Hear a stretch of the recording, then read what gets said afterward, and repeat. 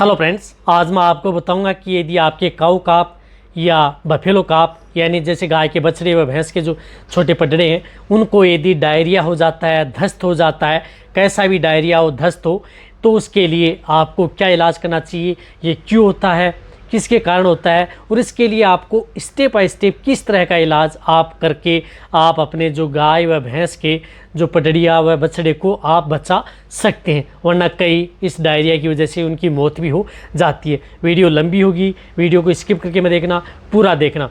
जो इस चैनल पर अभी नए आए हैं या पहली बार आप इस चैनल पर जुड़े हैं तो पहले आप इस चैनल को सब्सक्राइब कर लें, साथ में बेल आइकन और ऑल वाला ऑप्शन दबा लें, क्योंकि इस चैनल पर आपको बहुत ही सही और सटीक जानकारी के साथ वीडियो दी जाती है। और बहुत इस तरह के जो केस अब देखने को मिल रहे हैं, जो गाय के जो छोटे बच्चे हैं उनके अंदर भी दस्त हो रहा है, बहुत ज़्यादा दिक्कत हो रही है, साथ में ब्लीडिंग भी हो रही है, यानी दिक्कत ज़्यादा हो रही है। और इसी तरह से यदि बफेलो के जो छोटे पडड़ियाँ हैं उनको भी इस तरह की दिक्कत हो रही है। रही बात जो मैं ट्रीटमेंट बताऊंगा, वो छोटे यदि हैं उनमें आप ट्रीटमेंट अपने उनमें करवा सकते हैं। देखो, सबसे पहले तो मैं आपको बताना चाहता हूँ, चाहे काऊ काफ हो या बफेलो काफ हो, यदि उसमें इस तरह की दिक्कत होती है तो कई बार यदि आपने देखा होगा कि यदि आप या तो उसे दूध ज़्यादा पिला देते हैं या दूध पीने की वजह से या बहुत ज़्यादा इस तरह का डाइजेशन यदि उसका गड़बड़ा जाता है तो उसकी वजह से उनमें इस तरह की दिक्कत देखने को मिलती है।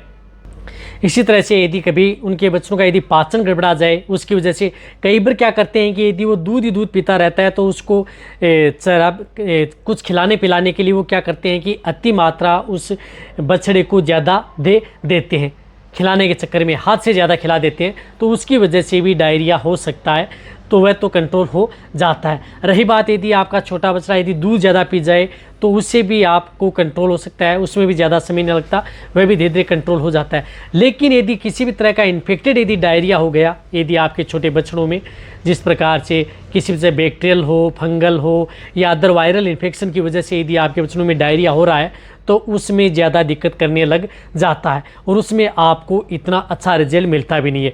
कई बार यदि आपने देखा होगा कि जैसे यदि आपके छोटे जो बच्चे हैं वह क्या करते हैं कि मिट्टी खाना स्टार्ट करते हैं। क्यों कर देते हैं? क्योंकि उन्हें सिर्फ उनका दूध पिलाया जाता है, माँ का दूध पिलाया जाता है, तो वो क्या करते हैं कि जो मिट्टी अपशिष्ट पदार्थ खाना स्टार्ट कर देते हैं।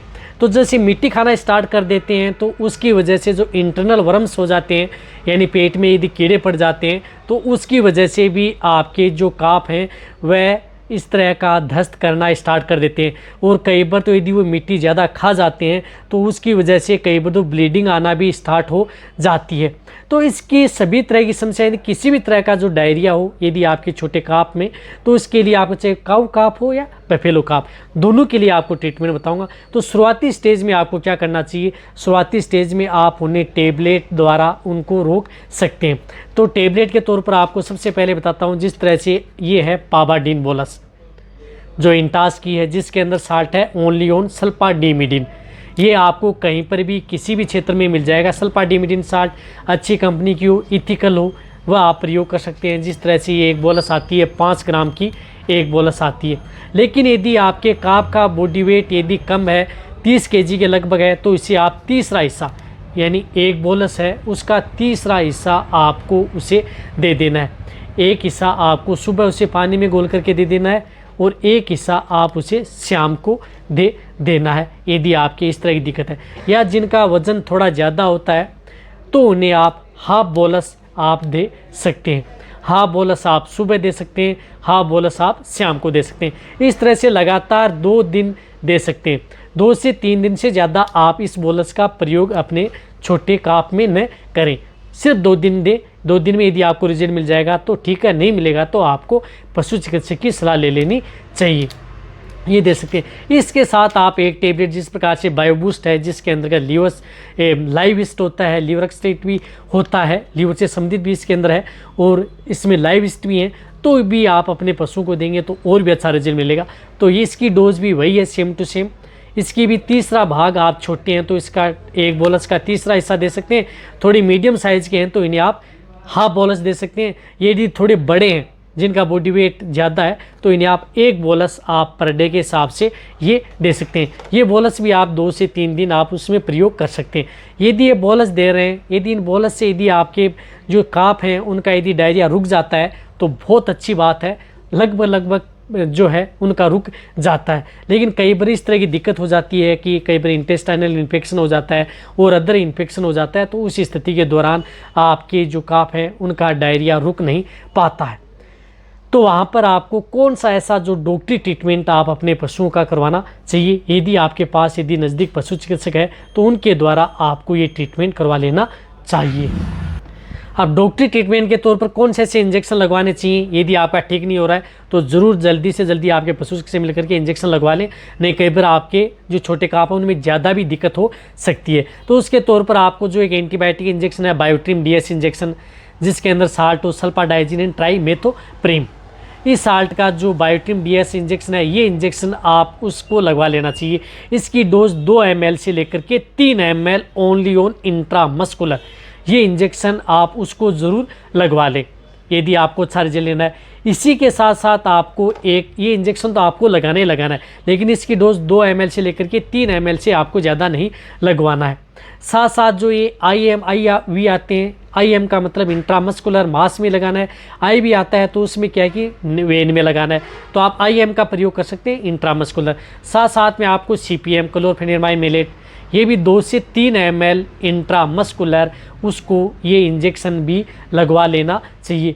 कई बार क्या होता है कि यदि आपका जो काफ है वो डायरिया करता है तो उसके साथ कई बार टेम्परेचर भी बढ़ा हुआ मिलता है, साथ ही साथ कई बार उसमें दर्द की भी शिकायत हो जाती है, पेट दर्द की भी शिकायत होना स्टार्ट हो जाती है, यानी कोलिक भी होना स्टार्ट हो जाता है।